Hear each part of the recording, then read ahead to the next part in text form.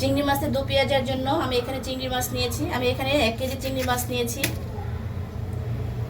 মাছগুলো লাল লাল করে ভেজে নেব।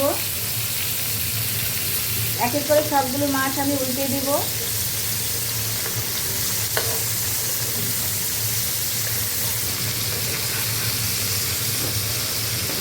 এক এক করে সবগুলো মাছ আমি লাল লাল করে ভেজে নিয়েছি। এবার উঠিয়ে নেব। চিংড়ি মাছের দু পেঁয়াজের জন্য মশলা আমি খুব ভালো করে কষিয়ে নিয়েছি। এবার ভেজে রাখা চিংড়ি মাছগুলো দিয়ে দিব। সাইজগুলো দেখুন কত বড় বড়। মাছগুলো আমি মশলার সাথে খুব ভালো করে মিশিয়ে নেব।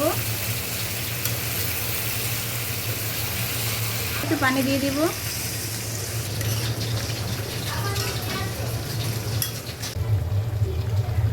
তৈরি হয়ে গেল আমার চিংড়ি মাছের দো পেঁয়াজা।